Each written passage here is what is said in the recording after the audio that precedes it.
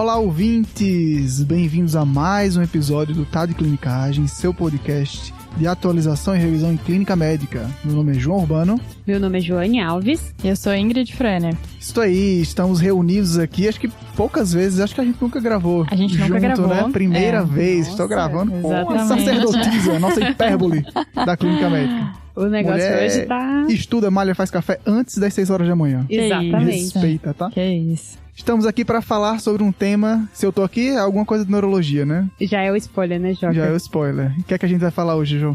Então, hoje a ideia é a gente organizar a investigação do paciente que tem uma primeira crise convulsiva. E aqui a gente vai dividir o nosso episódio em 3 partes. A primeira parte vai entender o que é a crise, entender os padrões de crise que existem, né, pra gente se localizar nesse grande mundo. Beleza. A segunda parte, a gente vai entender e realmente entrar na investigação em si, entre crise provocada e não provocada. Ok. E a terceira parte é o momento que a gente vai preparar o nosso paciente para alta. Então a gente vai começar a discutir de outras situações, pensar em tratar e cuidados adicionais, né, que existe nesse cenário. Show de bola. Lembrando que a gente já teve um caso clínico de primeira crise convulsiva, né, que foi o episódio 98. Inclusive, que foi o primeiro episódio que eu participei aqui no PDC. A estreia do jovem, viu? Pois é. Tenro, jovem. Vamos nessa? Bora lá então.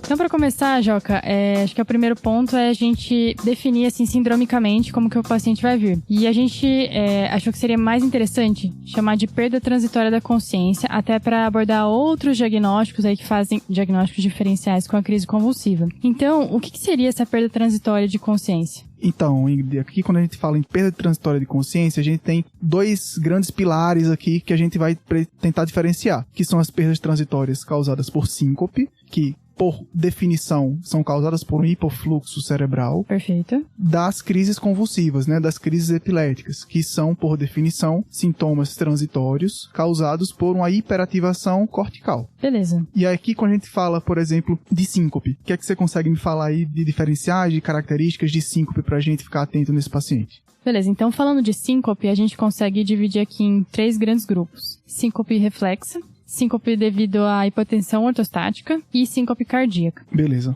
Essa diferenciação, ela é clínica, né? Então, basicamente, a gente vai fazer algumas perguntas que vão nos ajudar a guiar qual síncope que o paciente está apresentando, né? Então, a síncope cardíaca, né? A gente é uma síncope mais inesperada, que pode acontecer do nada ou até mesmo durante o exercício. A síncope por hipotensão ortostática, o paciente geralmente vai começar a se queixar de alguns sintomas, né? De palidez, cansaço, né? E a síncope reflexa, ela pode ser um pouco mais imediata. Beleza, Ingrid. Então, aqui pra gente amarrar um pouquinho as características semiológicas da síncope, eu gosto de pensar em síncope geralmente em relação a 5 características que a gente fala. Perguntar se tem algum precipitante para essa síncope, alguma situação, alguma coisa relacionada ao início do sintoma. Se teve sintomas prodrômicos, né, que foi uma coisa que você falou, nas síncopes neuromediadas, né, que aí entra na ortostática e na reflexa, né? Perfeito. Se o evento foi presenciado, ou seja, né, se você tem alguma testemunha para lhe dar mais detalhes sobre o que aconteceu naquela situação. Importante também ter essa descrição semiológica bem feita, né, Jó? Exatamente. A posição que o paciente estava também é uma coisa importante para a gente ver as características da síncope e como é que foi o pós-evento. Tá. Né? Isso aqui eu acho que a gente se junta nos 5 P's da perda transitória de consciência, né? A precipitante, se teve algum pródromo, se o evento foi presenciado, a posição do paciente e o pós-evento, como é que foi, né? Beleza. Então, de precipitantes, Ingrid, o que é que você tem aí para comentar da gente? De precipitante, se a gente pensar na síncope reflexa, ela pode ser precipitada por situações, emoções, às vezes muito fortes, né? Então, medo, aquela questão da agulha, por exemplo, né? Isso pode ser um precipitante da síncope reflexa. E a síncope ortostática, né? Por hipotensão ortostática, é a própria ortostase, né? É meio que um tempo prolongado ali de ortostase pode levar à síncope por conta disso. Beleza. A síncope cardíaca, né? Ela não tem, como a gente falou, ela é um pouco mais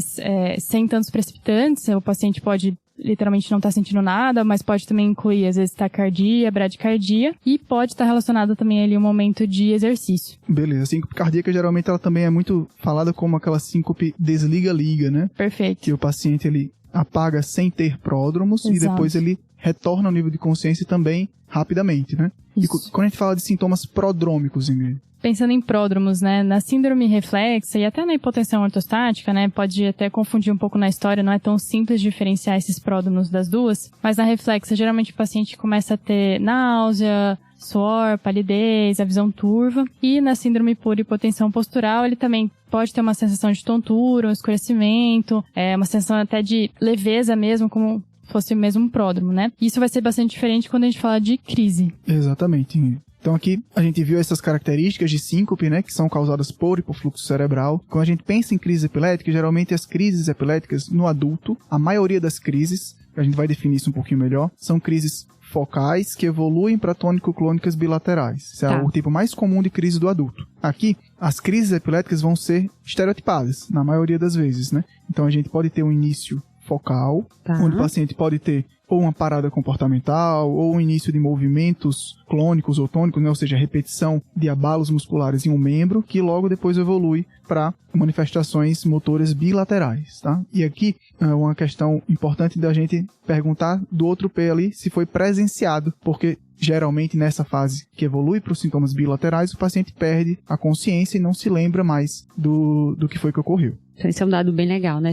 Perceber essa perda de consciência e o paciente realmente não vai conseguir descrever o que aconteceu com ele, né? Exatamente. E aqui quando a gente fala que é um movimento, que é um evento estereotipado, é porque geralmente a gente tem uma fase tônica, ou seja, o paciente tem um enrijecimento muscular, seja de um lado, seja dos dois lados, né? Que evolui para depois para uma fase clônica, ou seja, para uma fase de abalos musculares, né? Ou seja, de movimentos repetitivos de antagonista e agonista, causando movimentos, tá? E aqui, os pacientes eles podem ter o que a gente chama também de versão cefálica, ou seja, podem movimentar a cabeça para um lado específico, né? A depender se é uma crise focal, dependendo do lado, ele pode virar para um lado ou para o outro. E também pode ter outras manifestações, como, por exemplo, no início da crise, o enrijecimento de musculatura torácica pode causar uma vocalização, né? Que é o grito ictal, também pode acontecer. E a maioria esmagadora das crises tem uma duração de até 2 a, no máximo, 5 minutos. A gente vê que todas as crises isoladas não duram mais do que 5 minutos. Quando passa disso, já é uma das definições de estado de mal, que foi o episódio 259. E já fica aí a dica, né, desse corte temporal, para você começar a pensar aí no estado de mal iminente e você começar a manejar esse paciente diferente que a gente falou nesse episódio que você comentou, né, Joca? Exatamente, mas fazendo contraponto com o que a Ingrid falou da síncope, aqui na crise a gente geralmente não tem esses sintomas prodrômicos autonômicos de sudorese, palidez, mas eu posso ter inícios focais que podem ter sintomas prodrômicos, né? Ou seja, o paciente pode ter uma sensação epigástica ascendente, pode ter início motor em um dos membros, em um dos lados, pode ter sintomas cognitivos, né, de medo, déjà vu, pavor, essas outras questões emocionais cognitivas que podem ser início de crise, ou sintomas mesmo visuais também. Beleza, dependendo da área que foi acometida, né? Exatamente. E outro ponto importantíssimo na anamnese da perda transitória de consciência é o pós-evento, né? Ou seja, os pacientes com síncope geralmente retornam ao nível de consciência mais rapidamente e sem sonolência, sem confusão. Quando os pacientes pós-crise epilética mais comumente vão ter uma sonolência e uma confusão mental mais duradoura, ali por volta de 10, 20 minutos até a recuperação completa. Enquanto na síncope a gente espera que sejam poucos segundos aí para a recuperação completa do paciente. Perfeito, Joca. E tem algumas coisas que a gente às vezes nota na história que acho que ajuda a gente a diferenciar também, como em relação à mordedura, né? O que é mais comum em crise e o que é mais comum, mais presente em síncopes? Então, a mordedura, tanto de língua quanto de mucosa oral, né, ou seja, de lábio, de bochecha, ela é uma coisa comum em crises epiléticas, né, principalmente em regiões laterais. Porque, principalmente por crises de inícios focais, podem ter lateralização de estruturas. Tanto como posso ter início focal em um dos membros, eu posso ter, por exemplo, lateralização da língua, que facilita eu ter uma mordedura na parte lateral, que é a lesão mais característica de crise. Outra dica semiológica que pode ajudar a gente. Beleza. E na síncope eu posso também ter mordedura, né? Mas geralmente é na região mais frontal, né? Como se fosse justamente por conta da queda, né? E ali a posição da língua natural. Não tem a tendência à lateralização, né? Por exemplo, das crises focais, por exemplo. E uma outra questão é em relação à incontinência, né? A incontinência, ela pode acontecer tanto na síncope quanto na crise, certo? Exato. Pode acontecer nos dois cenários. É uma dica semiológica que ajuda menos. Ela realmente é mais frequente em crises epiléticas, mas é uma coisa que não ajuda tanto na diferenciação. Perfeito. E ainda só ressaltando um último ponto, né, que a gente estava comentando de abalos, a síncope reflexa, ela também pode ter alguns abalos, né, intensidade bem menor do que as crises, mas é algo que às vezes é difícil contar pela história e a gente diferenciar, né? Às vezes vendo mesmo ou presenciando o evento a gente vai conseguir diferenciar mesmo uma crise tônico-clônica desses abalos só da síncope reflexa, né? Exatamente. Grande parte das síncopes podem ter abalos musculares e o que vai diferenciar é o que a gente falou. A crise epilética geralmente é um evento estereotipado, ou seja, tem uma fase tônica, depois tem uma fase clônica que dura por 1 a 2 minutos. Os abalos relacionados à síncope são mais esparsos, são menos estereotipados e duram menos tempo, tá? Mas grande parte das síncopes tem sim abalos musculares, também são chamadas de síncopes convulsivas, né? Isso é mais comum, por exemplo, em pacientes com síncope cardiogênica que se sincopam, por exemplo, sentados. Entendi. E aí tem um período de hipofluxo cerebral mais prolongado. Entendi. Isso pode gerar alguns abalos a mais também. Mas sempre lembrar de perguntar, buscando a estereotipização e buscando o marco temporal. E dentro ainda das condições que levam à perda transitória de consciência, a gente ainda tem 2 condições aí que são menos comuns, mas que é importante a gente citar, que tem a causa funcional. Tem as causas mais raras, né, que também podem ser chamadas de mimics, né, que vão assimilar, vão levar essa perda transitória de consciência, mas aí o mecanismo muitas vezes é diferente do que a gente está discutindo até agora. Exatamente, Jo. Aqui, essa questão de crises funcionais, a gente chama de crises não epiléticas, né, ou seja, são crises não epilépticas psicogênicas, que como sigla a gente tem a SINEP, né? Isso é uma grande armadilha realmente da clínica, porque a maioria das pessoas que têm crises não epiléticas psicogênicas tem epilepsia. Tá? Então, ou seja, a maioria das pessoas que apresentam esse quadro funcional também tem crises epiléticas. Isso é uma coisa muito difícil de fazer a diferenciação. Existem alguns sinais positivos aqui pra gente, e aqui principalmente a gente vai se basear nessa questão semiológica, né? Ou seja, a gente lembra que as crises epiléticas são sintomas transitórios causados por hiperativação cortical. Então a gente vai buscar sintomas positivos que vão nos fazer pensar que esse paciente está tendo um sintoma por etiologia elétrica ou não, tá? Quais são eles? Então, nas crises epiléticas, a gente tem principalmente movimentos que a gente chama movimentos em fase. Ou seja, a gente tem contração simultânea de vários grupos musculares. Isso é muito difícil de ser observado em pacientes com crise não epilética psicogênica. Ou seja, os pacientes com crises funcionais, ou seja, crises não epiléticas psicogênicas, geralmente tem movimentos que a gente chama fora de fase. Ou seja, por exemplo, quando um braço está fazendo um agonista, outro está fazendo um antagonista, fazendo movimentos alternados, por exemplo. Movimentos que também não são comuns de serem de ativação elétrica. Báscula de quadril, opistótono, movimentos que não são típicos de crise, típicos de movimentos tônico-clônicos, né? Uma outra dica também é o olhar, né, Joca? Exatamente. A maioria dos pacientes que fica, por exemplo, com fechamento ocular forçado também sugere pra gente crises não epiléticas psicogênicas. Lateralização de cabeça também sugere isso pra gente.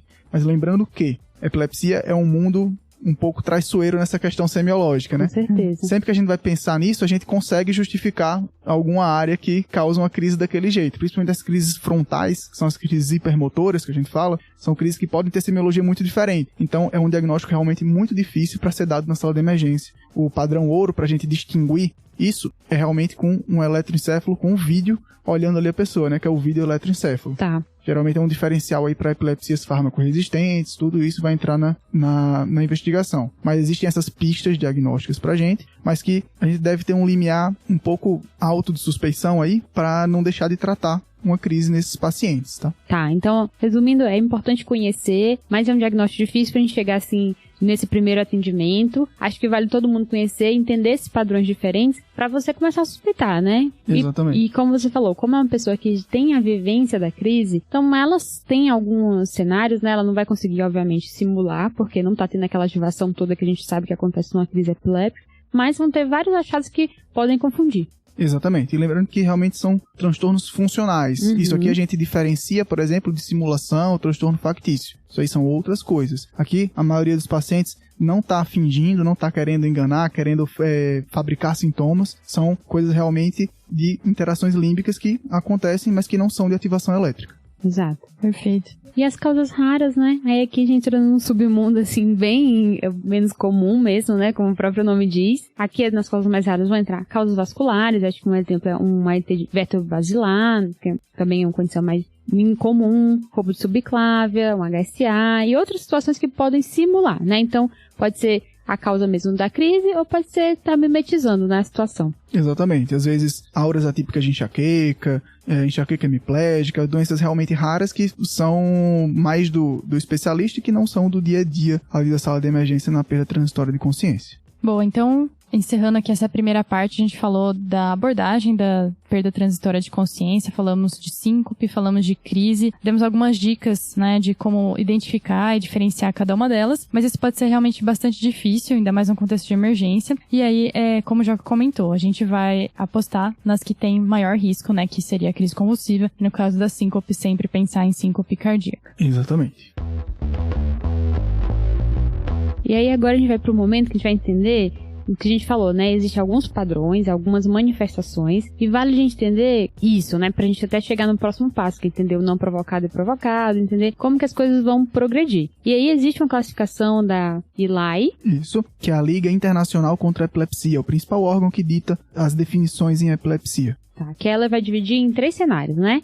Em início focal, início generalizado e início desconhecido. Porque cada uma dessas vai abrir algumas ramificações pra gente pensar como que vai ser essa apresentação e também até o que é esperado dentro de cada uma dessas manifestações. Exatamente, Jô. Aqui, quando a gente fala de crise de início focal, a gente fala que são crises que iniciam com atividade elétrica em um hemisfério cerebral, enquanto crises generalizadas são crises que começam com atividade elétrica já nos 2 hemisférios. Tá. Aqui é uma grande diferenciação. Como a gente falou no começo do episódio, a maioria das crises dos adultos são crises de início focal. E quando a gente fala de crises generalizadas, elas são muito mais frequentes em epilepsias generalizadas da infância, né? Ou seja, epilepsias de causa genética ou de causa estrutural, que são geralmente relacionadas a epilepsias da infância ou a síndromes epiléticas, tá? Então, só lembrando, né, que a gente trouxe a abordagem sindrômica da perda transitória de consciência, mas nessa abordagem sindrômica não estão, né, contempladas a crise de ausência, que é a crise focal desperceptiva. Exatamente. E lembrando aqui, a gente tá falando, né, das crises epiléticas com manifestação motora exuberante, né, principalmente, mas lembrar, como a gente falou no começo, que essa parte da anamnese também envolve reconhecer os sintomas focais do início da crise, né? Ou seja, você vai tentar descrever o evento inteiro. Perfeito. E o começo do evento pode, muito comumente, ser uma parada comportamental, que a gente chama, né? Ou seja, o paciente para o que está fazendo, às vezes pode ter alguns automatismos, alguns movimentos repetitivos, e logo depois evolui para os sintomas motores mais exuberantes. Tá. E aí, nesse momento, Jó, que é o momento que inicialmente ele pode até ter aí a consciência preservada, e à medida que tem essa evolução e ele tem a generalização, é o momento que ele perde a consciência, né? Exatamente. E aí aquilo que talvez ele consiga falar da parte do que aconteceu, mas é sempre importante ter uma pessoa, né, pra descrever, e é importante na anamnese a gente conseguir entender essa parada de comportamento inicial, pra você entender que, sim, existiu um início focal e ela não começou generalizado, né? Exatamente. E também tem as crises de início desconhecido, né? Aqui, as crises de início desconhecido a gente não sabe se são focais ou generalizadas ainda, né? Então a gente tende a tratar com drogas ou de amplo espectro, ou se for em crises de início no adulto, a gente tende também a tratar com drogas que são mais para crises focais, já que são o tipo de crise mais comum do adulto. Tá bem. Então, no caso de não saber qual que é o início, mais parecido com o tratamento do início focal e a condução do início focal. Exatamente. Beleza, né? Acho que agora que a gente já sintetizou essa parte inicial, agora é o momento de a gente entender mesmo da investigação, que é a segunda parte do episódio. E aí, a gente trouxe 2 casos para tentar facilitar essa nossa discussão e organizar como que vai ser essa investigação. Então, vamos para o primeiro caso? Vamos nessa. O primeiro caso é um paciente masculino, 35 anos. Ele é levado ao pronto-socorro após uma crise convulsiva tônico-clônica, tá? De duração aproximadamente 2 minutos. Na admissão, ele se encontrava sonolento, mas não tinha déficit focais e sinais vitais estavam estáveis. O familiar relata um uso abusivo de álcool e outras substâncias, sendo que a última ingesta conhecida foi há 48 horas. E aí, assim, como que a gente começa a estruturar a nossa abordagem, já que a gente já sabe que é uma crise, né, é uma crise convulsiva, a gente já passou por essa parte ali da nossa primeira abordagem, e agora? O que eu faço para dizer a minha conduta? Beleza, esse é um caso bem comum, né, de sala de emergência aqui pra gente, né, chegar um paciente pós-crise convulsiva, né, ou seja, após o evento já sem sintomas de manifestação clínica, né. Aqui, esse paciente deve ser manejado principalmente nesse primeiro pós-ictal, em sala de emergência, né, para ele ser monitorizado, pra gente pegar os sinais vitais. Toda essa parte do início, da abordagem inicial, de crise epilética, a gente falou lá no episódio do estado de mal, né? Quando o paciente chega com os sintomas, já ainda pra gente controlar, pra fazer benzodiazepínico, todos os controles de primeiro passo. Tá bom. Aqui, o paciente já tá no pós-evento, ou seja, Exato. Aqui a gente já vai investigar pra saber o que foi que aconteceu. E aqui na parte da anamnese, uma coisa importantíssima é a gente saber se houve algum precipitante, alguma coisa que aconteceu com esse paciente, ou se ele tem algum fator de risco muito exuberante para ele apresentar a crise epilética. E aí é legal aqui, porque nesse contexto, né, que a gente tá entendendo que é uma crise, né? Que tá bem definido, foi presenciado. E aí a anamnese vai nos ajudar a entender esses fatores, como o Joca falou, que podem desencadear. E aí entra num contexto de uma outra divisão que existe, que é entre provocada e não provocada. Isso, essa divisão é importantíssima, João, pra gente saber realmente se foi uma crise provocada, que também pode ser vista na literatura como uma crise sintomática aguda, né? Tá. Ou seja, quando eu tenho algum insulto sistêmico ou do sistema nervoso que levou àquela crise, e aquela crise é um sintoma que a gente está vendo. Ou se é uma crise não provocada. Essa crise não provocada quer dizer que não houve um insulto sistêmico ou do sistema nervoso que causou aquela crise. E aquela crise pode ser realmente porque aquele paciente tem uma predisposição a ter crises epiléticas. Tá. E aí o que é legal aqui dentro do grupo dessas provocadas é que a gente vai lembrar de situações que a gente tem que passar pela essa avaliação quando a gente chega a um paciente que faz um evento no pronto-socorro, que é lembrar de causas reversíveis, né? Que são as causas sistêmicas muitas vezes. E aí isso vai nos ajudar até a estruturar quais são os exames que a gente vai pedir nesse momento, né? Então, dentre as causas sistêmicas, né? Aí entra aquele grande grupo, metabólica. A gente vai lembrar dos pacientes que fazem alguma infecção, como meningite, encefalite, meningocefalite. A gente vai lembrar de alterações mesmo de distúrbio eletrolítico, e aqui, principalmente sódio, cálcio e magnésio, que vão ter maior correlação. Um outro diferencial muito importante, sempre a gente está pensando em algum sintoma neurológico, é a glicose. Então, lembrar que hipoglicemia pode fazer rebaixamento de consciência e pode evoluir com a crise, né, epilética. E novamente, Vinho, né? Todo sintoma neurológico agudo merece um adestro rapidamente, né? Ou seja, as disglicemias fazem muitos sintomas neurológicos exuberantes, né? Exato. E o melhor tratamento é o mais rápido, mais eficaz. E lembrar também de outras condições aí mais graves, que a história vai ser mais fácil de reconhecer, como causas traumáticas, né? Que vão ser muito agudas. Uma injúria hipoxisquêmica no paciente, por exemplo, que teve uma parada cardíaca prolongada, ou algum outro insulto que levou a essa hipoxemia. Então, são coisas que a história já vai nos ajudar, e o uso de medicações, história familiar, história pregressa vão dar esses dados pra gente. Beleza, João. Aqui eu queria fazer um adendo, que é uma coisa muito legal, que até a própria Eli coloca isso no documento que ela traz de definição de crise provocada, né? Tá. Ela coloca alguns valores de corte que eu posso suspeitar que aquela alteração metabólica é causadora da crise, ou seja, é relacionada à crise. Porque, por exemplo, a gente vê, hiponatremia causa crise. Mas será que um sódio de 130 vai causar uma crise? Isso aí, geralmente, a gente fica em dúvida, mas geralmente não. A gente tem cortes específicos que nos fazem suspeitar disso. Então, por exemplo, a gente falou das disglicemias. Geralmente não é qualquer hipoglicemia, né? Geralmente valores de glicose menor do que 36 mg por decilitro, que é um valor bem baixo, ou hiperglicemias acima de 450, também são relacionadas à crise. Sódio abaixo de 115, ou seja, uma hiponatremia realmente grave. Cálcio, geralmente menor do que 5 mg por decilitro, né, de cálcio total. Magnésio menor do que 0,8. Uma ureia menor do que 100 e uma creatinina maior do que 10. Sempre lembrando que a velocidade de alteração também é um fator importante. Claro. E aí, esses dados são importantes pra gente, né, ter assim, em mente, esses cortes, é pra poder realmente entrar nesse diferencial, entender que é essa realmente a alteração que pode estar contribuindo. E tem um outro dado legal, Jó, que a gente já falou, né? O nosso paciente é um paciente que tem esse relato de abuso de substâncias, né? Tem um álcool e outras drogas. É uma condição sistêmica também que pode levar a esse tipo de manifestação. Lembrando que a abstinência alcoólica, né, pode se manifestar com a crise epilética e com essa manifestação tônico-clônica, que pode evoluir nesse pós-ictal, que parece que é o que ele está agora. E é importante que nesse cenário, uma das coisas que pode também nos ajudar, quando a gente, por exemplo, tem dúvidas se aquela crise realmente é generalizada ou se esse paciente está fazendo uma crise psicogênica, né? Não parece todo o caso desse cenário aqui, mas o lactato pode ser um diferencial, porque a gente espera que esse lactato aumente se ele realmente teve uma crise epiléptica. Exato, essas alterações laboratoriais também podem ajudar, elas não são tão preto no branco, assim, não são tão acuradas, né, mas são dicas pra gente, né, então, lactato, CPK um pouco mais elevado, até leucocitose leve pode acontecer nesses pacientes, mas não devem ser um critério que você vai usar isoladamente para definir se foi crise ou não. Beleza. Ainda da anamnese nessa parte tóxico-metabólica, né? Então, na parte dos tóxicos, a gente vai valorizar tanto as intoxicações como as abstinências, tá? Sim. Então, aqui as abstinências, principalmente alcoólicas, tá? Então, porque a gente sabe que tem esse efeito GABAérgico, né? Esse efeito no sistema nervoso. Quando a gente retira esse estímulo, eu tenho uma diminuição do meu limiar convulsivo, aumento minha chance de ter crise, né? E aqui, quando a gente fala de tóxico-metabólico, a gente vai falar um pouco também de anamnese de drogas, né? Ou seja, de perguntar medicações, né?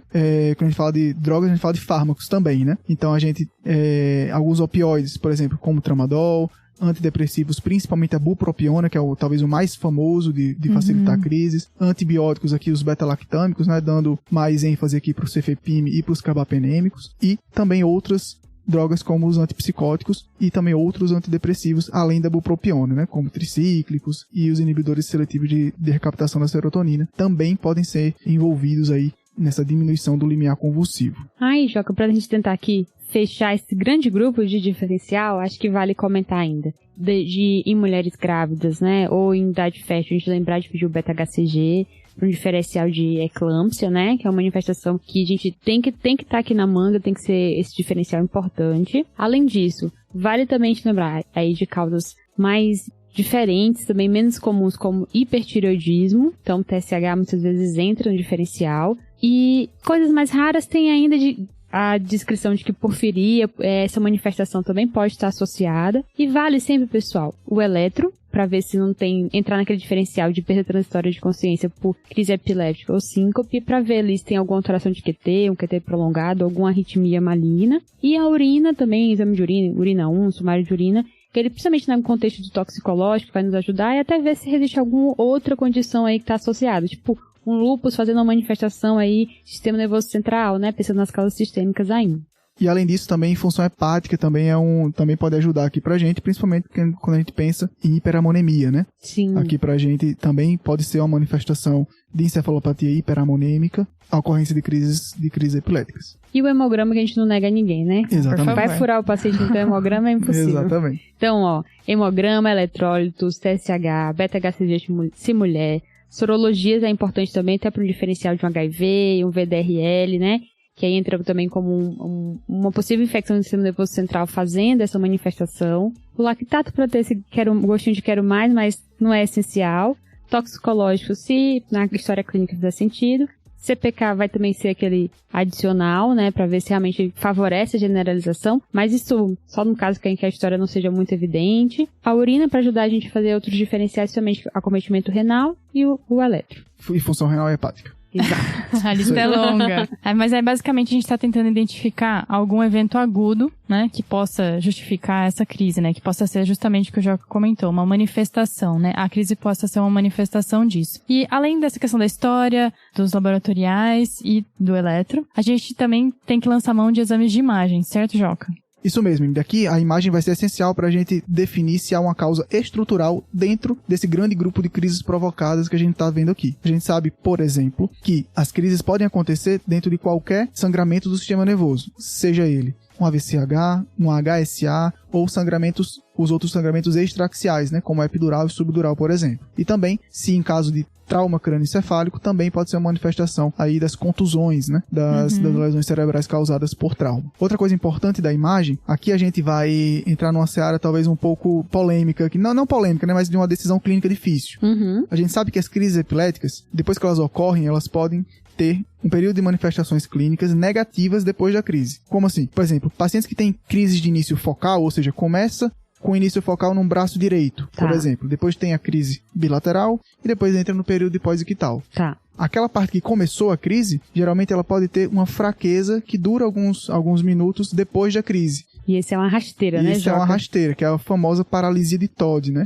Que é uma manifestação que pode acontecer, que é justamente uma hipofunção daquela área que foi hiperativada inicialmente. Tá? Isso é uma grande polêmica quando a gente pega o paciente que está se recuperando de uma crise e tem uma hemiparesia. E agora, será que esse paciente teve um AVC? Ou não. Quem veio primeiro? Quem veio primeiro, exatamente. E a gente sabe que os AVCs agudos, eles podem se manifestar como crise epilética em até 10% dos casos. Ou seja, é muito frequente. Então, em pacientes que não têm história de epilepsia e que se apresentam com hemiparesia pós-crise convulsiva, ou seja, é uma primeira crise do paciente, e ele tem uma hemiparesia, esse paciente deve ser encarado como um provável AVC, deve ser conduzido como tal. E aí a tomografia entra também nesse manejo. E até fazer outros diferenciais, né? Você falou de um, que seria o AVC, mas até sangramentos, né? Hemorragias aí, um subdural, subaracnoide, que pode fazer essa manifestação, como você bem falou. Exato. E aqui também a gente sempre pondera também, tanto a gente vai ver em relação aos fatores de risco, tudo, mas as tromboses venosas cerebrais também são muito associadas à crise. É o evento neurovascular mais associado à crise, até mais do que a HSA. É uma coisa que é meio contraintuitiva, né?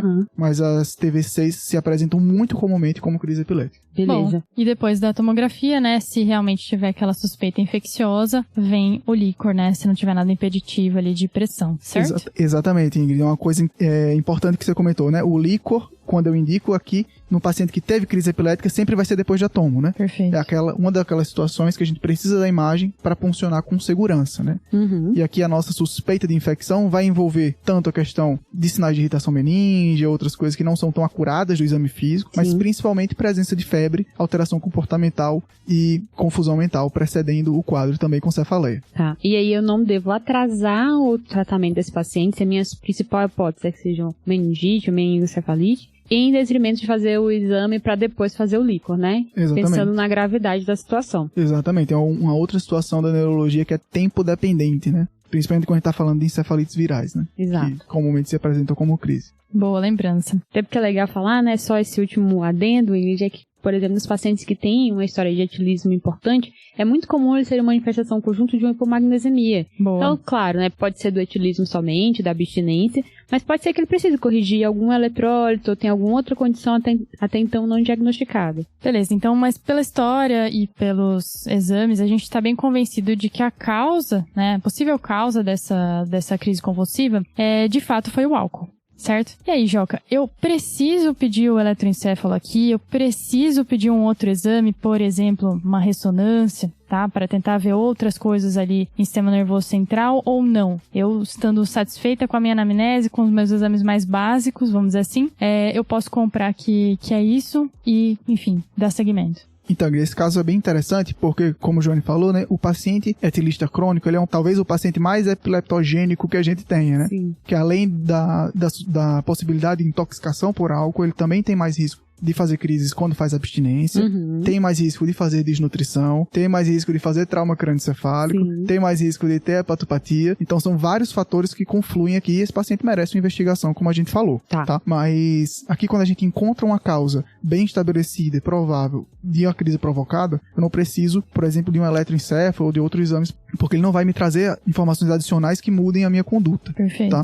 Aqui o eletroencefalo, ele não vai ter grande diferença aqui pra gente, porque ele não vai mudar o tratamento, que vai ser o tratamento da causa da crise provocada, que vai ser tratar a abstinência desse paciente. Até porque um eletroencefalo normal não vai afastar esse diagnóstico, né, João? Exatamente. O eletroencefalo, ele é como se fosse uma foto, né? Ele é um retrato daquela 1 hora que você faz o exame, e muitas vezes quando você controlou já o fator que predispõe o paciente a ter crises, esse eletro vai vir normal. Isso não vai mudar a sua conduta em relação a se você vai deixar droga ou não para esse paciente. Beleza. E aqui também ressonância magnética não teria um grande benefício aqui pra gente, porque se a gente fez talvez uma neuroimagem nessa primeira avaliação dele, uma tomografia, e não viu nada grosseiro, a ressonância não vai adicionar nada pra gente nesse caso. E esse é um dado legal, né, Joca? Porque você falou, a gente tem já uma primeira neuroimagem, né? Porque que se fala que, claro, é muito evidente nessa história, né? Como você falou, tem vários fatores de risco aí de doenças sistêmicas que podem levar a essa crise que ele teve, mas não quer dizer que ele não tem o risco de fazer também um evento nervoso central que seja o precipitante. Exatamente. Então, é importante nesse paciente que tem uma primeira manifestação, né? Um primeiro evento, a gente ter essa neuroimagem, nem que seja uma tomografia mesmo, que acho que é o que é mais disponível nos centros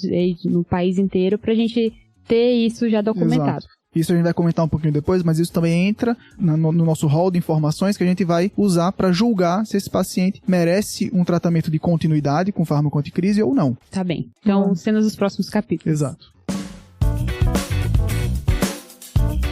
Certo, então nesse caso que a gente identificou, né, um motivo para esse paciente ter tido uma crise, né, o que a gente chama de crise provocada ou sintomática aguda, a gente vai trazer um outro cenário em que o paciente não vai ter tão claro, né, vamos dizer assim, esse fator. E esse próximo caso é uma mulher de 18 anos, trazida pelo SAMU após uma crise convulsiva em domicílio. Ela não tem comorbidades, não usa medicação de uso contínuo, nem faz uso de abuso de substâncias e também não tem privação de sono descrita. O namorado estava presente no evento e ele descreve pra gente uma crise tônico-clônica. A paciente ela só se lembra de acordar na ambulância e estando um pouco mais lentificada, com uma dor muscular mais generalizada, tem uma lesão de mordida ali na lateral da língua e é isso. Essa paciente a gente já tem, né, que apresenta alguma crise, então aquele primeiro momento que a gente abordou já tá resolvido, vamos dizer assim. Mas e agora? Como que a gente aborda essa paciente que não nos parece, no mínimo pela história ali, que tenha nada sugestivo de algum gatilho ou fator?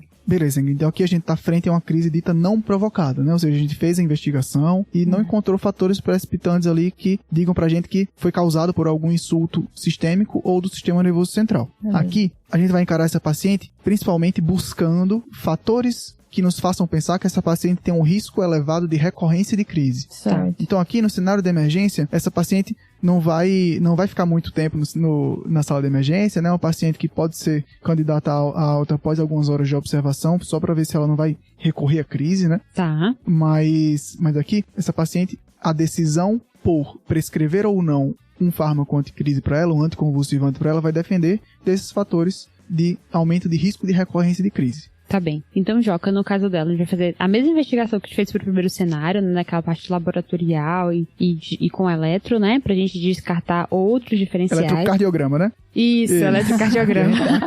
Aqui a gente tem que diferenciar. Ele chega e ficou assustado. Não, é eletrocardiograma. Peraí.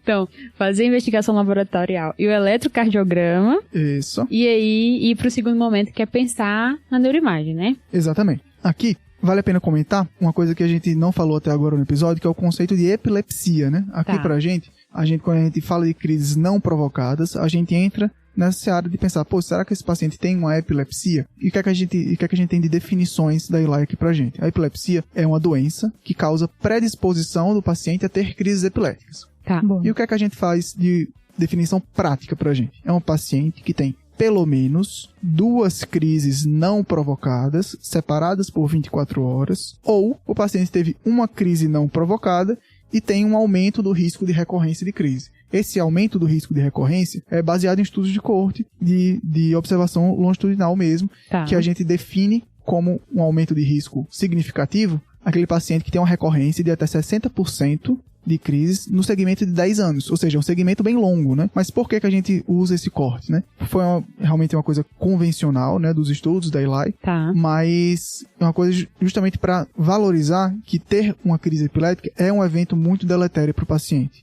Seja por efeitos sociais, seja por risco à vida, né? Principalmente tanto a morte súbita relacionada à epilepsia, que é uma condição muito bem estabelecida, como também do paciente estar em exposições de risco quando tem uma nova crise, quando tem uma recorrência. Seja dirigindo, seja exposição a alturas ou a coleção de água, né? Piscina, mar aberto, todas essas são situações de risco em que o paciente ter uma crise que seja, já é muito deletério para ele. E aqui, Joca, a gente tá toda hora falando, né? Provocada e não provocada. Mas eu até queria trazer aqui uma angústia minha, que eu acho que esses termos, eu não sei se me ajudam tanto a pensar. Porque a provocada, basicamente, a gente tá tentando identificar algo agudo, né? Uma sintomática aguda, né? E a não provocada, ela pode ter uma lesão que explica, mas que essa lesão não é aguda, é algo que já aconteceu, pré-existente, né? Exatamente. Isso aí, você pode ver algumas pessoas chamando, né? Não tem na definição realmente da Eli, mas é uma coisa muito comumente difundida, que a gente chama de crise sintomática remota. Eu prefiro esse termo. Exatamente. Que é o quê? Que é o paciente teve uma lesão no passado, e essa lesão agora é um fator que faz ele ter um aumento de recorrência de crise. Faz um foco... Isso, exatamente. De crise, exatamente. Então seja, por exemplo, uma sequela de AVC, ou uma sequela de sangramento intracraniano, ou mesmo outra lesão estrutural. Um TCE prévio, que aí agora faz um evento. Exatamente. E agora eu posso falar que esse paciente, por exemplo, se ele teve uma crise não provocada depois do evento agudo e tem essa alteração de imagem, eu digo que esse paciente tem uma epilepsia secundária àquela lesão estrutural. Ou seja, o paciente tem uma epilepsia de etiologia estrutural. Beleza. Porque o que a gente vê muitas vezes, mais comum no dia a dia, são os pacientes que tiveram um AVC e que depois de um tempo, né, começam a apresentar as crises. Isso. E, Joca, acho que é importante a gente tentar definir aqui qual que seria esse corte de tempo, né, pra gente entender se ainda dentro de uma crise provocada, ou seja, sintomática aguda, ou aquele momento ali a gente já tá numa crise não provocada ou sintomática remota, como você falou, né? Isso aí, João. Esse corte temporal, ele também foi definido pelo Eli na definição de crise sintomática aguda, e para a maioria das etiologias vai ser de 7 dias, tá? Tá. Então, crises que ocorrem dentro dos primeiros 7 dias do insulto, a gente vai considerar como sintomáticas agudas. Tá bom. Depois desse período, para a maioria das causas, a gente já considera como uma consequência de uma lesão que já se estabeleceu e esse paciente vai ter um risco aumentado de recorrer. Tá? Beleza. Quando a gente fala de distúrbios hidroeletrolíticos, esse tempo é um pouquinho menor. Esse tempo vai ser relacionado mais a até quando você conseguiu corrigir aquele distúrbio. Então, por exemplo, se você demorar mais de 7 dias para corrigir esse distúrbio, você ainda vai ter esse risco de recorrência de ter uma crise sintomática relacionada àquele distúrbio, tá? Tá. Então a gente vai contar a partir do momento que você resolveu aquela alteração. Então, tipo, se era um magnésio baixo, um sódio baixo, só conta aí o 7º dia, que vai começar a contar quando tem um sódio normalizado ou um magnésio normalizado. Isso, exatamente. Beleza, Joca. Então a gente falou das crises, né, provocadas, e aí é isso que a gente tá falando aqui. Então vou tratar o distúrbio, e aí a gente espera que isso não recorra, certo? Porque eu já resolvi. Mas nas crises não provocadas, ou assintomática remota, que é um termo que faz mais sentido pra mim, que a gente ou encontrou uma lesão pré-existente ou não encontrou nada, a gente sabe que essa crise tem uma chance de recorrência maior. Mas tem algo a mais, que a gente sabe que a gente não vai tratar todo mundo também nessa situação. Tem algo a mais que nos faz decidir quem a gente vai tratar e quem a gente não vai tratar? Tem sim, Ingrid. Tem alguns fatores que são associados, que são bem associados a aumento do risco de recorrência de crise, tá? Boa. Então, por exemplo, quando a gente tem um paciente que tem uma crise não provocada, um fator que aumenta o risco dele ter novamente é ele ter uma outra crise. Certo. Ou seja, é aquele negócio, né? O maior risco, o maior fator de risco pra você ter alguma coisa, você já ter tido, né? Exato. Perfeito. Aquela velha, um abraço pro João Mendes, nosso ouvinte. Queridíssimo ouvinte. Queridíssimo ouvinte. E aí um dado legal, Joca, disso que você tá falando, é que muitas vezes a gente entende o paciente como primeira crise, entre aspas, mas quando você vai pra história, exame físico, você consegue identificar até às vezes momentos em que ele já teve um episódio que você pode até considerar como aquele sim o primeiro evento, e que na literatura varia um pouco, ali tem 20, 40, até 60% aí que a gente tá avaliando na primeira crise, e na verdade não é a primeira crise. Isso, exatamente. Então, ter outra crise é um dos fatores de aumento de risco de recorrência, né? Por isso que é o primeiro ponto da definição de epilepsia da Eli, né? Justo. E os outros fatores que são relacionados àquele aumento significativo que a gente fala, são os seguintes. A gente tem uma lesão cerebral prévia, ou seja, uma alteração na imagem, que a gente vê que tem uma alteração estrutural ali que pode justificar a crise. Certo. Outro é uma alteração no eletroencéfalo, que esse aqui vai ser o que tem maior odds, né? Ou seja, vai ter maior relação com o aumento do risco de recorrência. Boa. E a gente ter crises durante o sono, tá? Ou seja, crises noturnas aqui, mas crises noturnas são crises relacionadas ao sono, justamente por essa desorganização, essa lentificação que a gente tem nas primeiras etapas do sono. E geralmente são crises que acontecem na primeira metade da noite, que é onde predomina o sono não REM ali, que facilita a gente ter crises focais principalmente. Tá bem. Interessante. Então aqui a gente está buscando quem tem mais fator para recorrência, que isso vai impactar na nossa conduta de tratar ou não tratar. E aí você já comentou, então, para esses pacientes do não provocado, eu preciso fazer eletroencéfalo e eu preciso fazer uma imagem, certo? Qual é essa imagem? Como que faz o eletroencéfalo?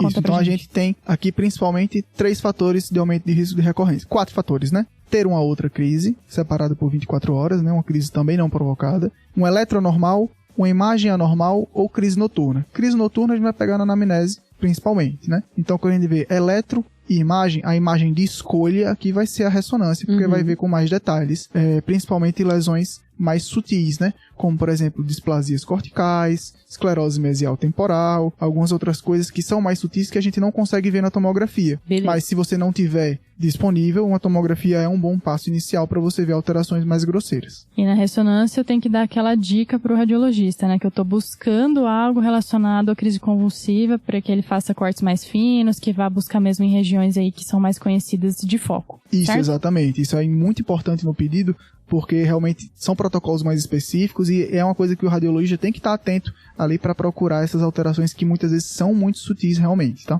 Boa. Mas assim, considerando que essa primeira imagem, que seja um tomo, né, pensando na disponibilidade, não viu nada, pelo menos, agudo, né, que justifique aquele evento como sintomático agudo, e realmente essa paciente esteja melhor clinicamente, é possível fazer essa ressonância no contexto ambulatorial, né? Exatamente, Ju. Essa investigação de uma paciente com uma crise não provocada, ela pode ser ambulatorial. Tá. Essa paciente, você não tem tanta pressa para iniciar um tratamento com anticonvulsivante contínuo para ela, porque o risco de recorrência, lembre-se que é de 60% no segmento de 10 anos. Tá. Ou seja, a maioria desses pacientes pode recorrer ali no primeiro ano, né? 50% recorre ali no primeiro ano, mas se o paciente consegue uma investigação ambulatorial num tempo razoável, que a maioria dos pacientes realmente conseguem, esse pode ser ambulatorial sim, essa investigação, tá? Beleza. E o eletroencefalo? Preciso fazer na urgência ou eu também posso passar isso para contexto ambulatorial? O eletroencefalo é o mesmo raciocínio, também pode ser em contexto ambulatorial. A função do eletroencefalo aqui pra gente vai ser principalmente nos dizer se essa paciente tem algum fator que me faça pensar em uma síndrome epiléptica específica ou se a paciente tem alguma alteração contínua no eletro. Tá. Por exemplo, a paciente tem uma alteração sugestiva, por exemplo, de epilepsia mioclônica juvenil,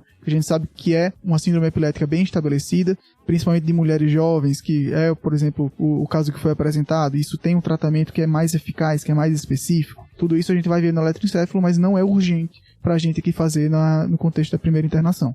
É como você pontuou, né, Joca? Acho que esse primeiro momento que a gente tá vendo a paciente no pronto-socorro é fazer aquela investigação laboratorial mais extensa para descartar outras causas. A tomografia vai ajudar a ver se também não tem nada estrutural agudo. E aí acho que o restante, né, ela ficando bem, um bom segmento ambulatorial, consegue definir até o próximo passo do tratamento, se vai ser benéfico o tratamento e qual tratamento, né? Exatamente. Aqui a escolha, se você identifica algum desses fatores que me diz, essa paciente tem um aumento do risco de recorrência de crise, e eu vou definir que eu vou começar um tratamento de manutenção para ela, a escolha dessa droga vai depender dessas informações que a gente conseguiu, tanto do eletro como da ressonância. E também da semiologia da anamnese do primeiro evento, né? Tá. Ou seja, se eu vou optar mais por uma droga que pega mais crises generalizadas, ou mais voltada para crises focais, ou numa droga mais de amplo espectro. Isso a gente não vai entrar na seara nesse episódio, e a gente tem uma revisão lá no Guia TDC que está aberta para todo mundo que está ouvindo esse episódio, pode ir lá para conferir, que é só sobre anticonvulsivantes e escolha da primeira droga. Que é a revisão número 10, e é realmente 10 de 10. Ali é uma obra-prima que o Joca fez, e que não tem nenhum lugar melhor do que aquilo, Joca. Oi, rapaz, só rasgação de seda. Rasgação de seda. Mas, eu acho que esse é o momento que foi a grande deixa pra gente ir pra nossa terceira parte, né? E entender aí o momento desses desfechos finais e começar a fazer essa organização do nosso paciente pra casa e os outros cuidados que a gente tem que ter, né? Isso aí, Ju. Então, revisando um pouquinho do que a gente viu, para crises sintomáticas agudas, ou seja, pacientes que tiveram um insulto agudo, tiveram crise epilética, eu vou pensar em deixar tratamento contínuo com anticonvulsivante para esse meu paciente se ele ainda mantiver o fator que aumenta o risco de recorrência de crise para ele. Aqui o principal exemplo da prática vai ser pacientes com lesão estrutural, ou seja, pacientes com trauma crânioencefálico ou com AVC que tiveram crise. Eu posso ponderar de fazer um tratamento contínuo para esse paciente e reavaliar ambulatorialmente se esse paciente pode ter a medicação retirada ou não, a depender tanto da evolução da imagem, como também da evolução do eletroencefalo, e a gente mantém o tratamento por esses pacientes por pelo menos 3 meses. Tá. E só reforçando aqui que o corte, né, que a gente está falando da sintomática aguda, é o que ele fez o evento e fez uma crise em até 7 dias desse evento, né? Uma nova crise. Exato. Que difere esse corte temporal da sintomática remota ou a não provocada. Exatamente.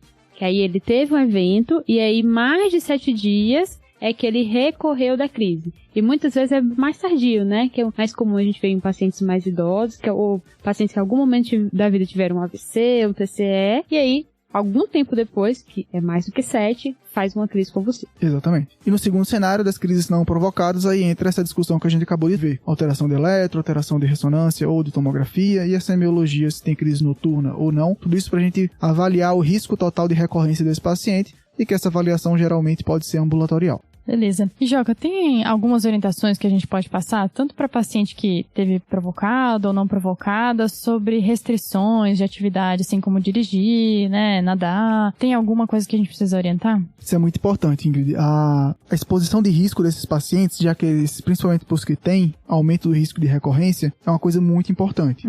A legislação de trânsito, por exemplo, aqui do Brasil, é uma legislação de 2012, e a gente vê que os pacientes, eles precisam ficar pelo menos 1 ano livre de crises para poder voltar a dirigir. Entendi. Então é uma coisa que realmente é da segurança do próprio paciente e a segurança das outras pessoas, justamente porque ele vai estar conduzindo veículos, né? Então a gente realmente indica para esses pacientes restrição de direção de veículos, manipulação de máquinas pesadas, exposição de riscos, por exemplo, se expor a alturas sem proteção, se expor a coleções de água como mar, piscina, também sem proteção, sem observação de outras pessoas. São situações que põem ele em risco se ele tiver um aumento do risco de recorrência de crises. Ou seja, então, nesse caso, 12 meses é para os pacientes que tenham alto risco, ou seja, uma epilepsia mesmo, né? Aqueles que tiveram um evento provocado por uma sintomatologia aguda, eu preciso fazer alguma restrição ou não? Então, para deixar redondo aqui, a nossa legislação de trânsito agora no Brasil, que a gente deve orientar para esses pacientes, ele divide principalmente em 2 grupos, tá? O grupo 1 são os pacientes com epilepsia em uso de medicamento, que eles são considerados aptos para dirigir quando estão 1 ano sem crises epiléticas, e tendo um parecer favorável do médico assistente e ser aderente ao tratamento, tá? Justo. Isso aí é o que ele fala pro grupo 1. O grupo 2, ele considera as pessoas em retirada de medicação. E aqui, os critérios aqui pra gente considerar aptos para dirigir vai ser paciente não ter diagnóstico de epilepsia mioclônica juvenil, que a gente sabe que é uma condição que recorre muito crises, estar no mínimo há 2 anos sem crise de qualquer tipo e estar no mínimo 6 meses sem crise epilética de qualquer tipo após a retirada da medicação. Ok. E aqui para os pacientes que tiveram uso pontual ali de anticonvulsivantes após crise sintomática aguda, por exemplo, essa regra dos 6 meses sem crise após a retirada da medicação também vale. Beleza, então ou 6 meses ou 12 meses aí, pelo menos, para poder realizar essas atividades. Interessante. Então, eu acho que com isso a gente encerra, né, a nossa abordagem aí da primeira crise convulsiva. Lembrando que a gente falou na nossa primeira parte de um diagnóstico mais sindrômico, de perda transitória de consciência, falamos de síncope, de questões da anamnese que podem nos guiar. E aí a gente abriu nossa abordagem de crise convulsiva, falando da provocada ou sintomática aguda, da não provocada ou da sintomática tardia, tentando buscar realmente um fator que possa justificar essa crise. Porque a partir disso a gente vai decidir se a gente vai tratar o paciente ou não, né? Tratar em relação ao uso de anticonvulsivantes, né? Se a gente encontra um fator, a gente resolve aquele fator e, a princípio, o paciente tem uma baixa probabilidade aí de recorrer. Se a gente não encontra um fator ou tem um fator persistente, algo preexistente, assim, no paciente, a gente vai ponderar fatores como imagem, eletroencefalo, para poder guiar o nosso tratamento a longo prazo. Isso aí, lembrando que a revisão de anticonvulsivantes está aberta, né? Se você quiser saber um pouco mais sobre os tipos de anticonvulsivantes e a indicação deles e como prescrever, é só acessar lá o Guia TDC, que está essa revisão aberta para o acesso de todos, assinantes ou não assinantes. Boa. Fechou, então. Acho que agora vamos pro salve, né, pessoal? Vamos nessa.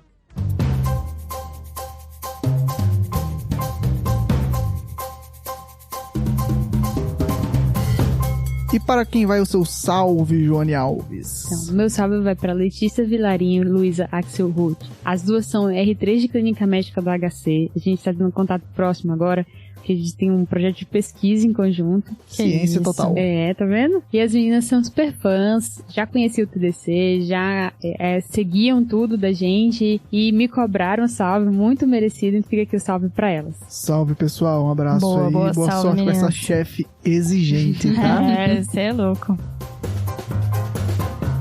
Pessoal, meu salve vai pro Lucas Brandão. Ele é um médico formado clínico pela UFPR, tá? Ou seja, a minha escola. E atualmente ele é preceptor ali da clínica médica e ele conta que o TDC marcou muito a formação dele, tá? Durante R1, R2. E hoje ele também influencia todos os residentes ali pra estarem de olho no que a gente tá comentando. Ele contou uma história muito, muito interessante aqui pra gente, muito bonita. E a gente agradece muito o Lucas. E, inclusive, eu queria até deixar aqui que eu lembrei, assim, dos tempos da UFPR, da clínica médica, que também foi uma virada pra mim, né? Foi ali que eu decidi ser clínica e tenho muitas saudades de lá, de todo o programa, que é muito, muito bem estruturado. Olha aí, salve, hein, galera? Um grande abraço, Lucas. E o seu, Joca, vai pra quem? O meu vai para o Vitor Luiz Teló. Essa fera aí comentou no nosso episódio de Caso Clínico de Icterícia, comandado pela Ingrid Freinhardt. E falou que adorou o episódio, que usou os conhecimentos aí para um caso semelhante que ele teve. E pediu para mandar um salve para o Dr. Moacir e o Dr. André, que são chefes da residência de clínica lá da UniOeste de Francisco Beltrão, além também dos R1s e R2. Um abraço aí, Vitor. Obrigado pela audiência. Um grande abraço, pessoal. E acho que é isso, né? Terminamos. Então, pessoal, lembrem de seguir o TDC no Instagram, @TadClinicagem, no YouTube, no X ou Twitter, como você preferir, no TikTok. Ô, louco. E óbvio, né, depois dessa grande propaganda do Joca aqui, de seguir e assinar o Guia TDC, nosso serviço de revisão e atualização em clínica médica. Show de bola. Beleza? Então, é isso aí, né? Isso aí. Falou.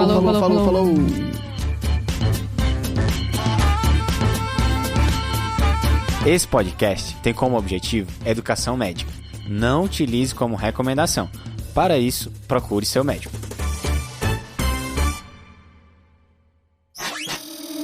Essa é uma produção do Bicho de Goiaba. Oi, pessoal. Agora vocês vão ouvir o episódio que saiu essa semana no nosso podcast. Lembre de ativar o sininho para você receber todas as notificações e estar por dentro de tudo que sai aqui no nosso canal, além de curtir e se inscrever, né? E aproveite o conteúdo.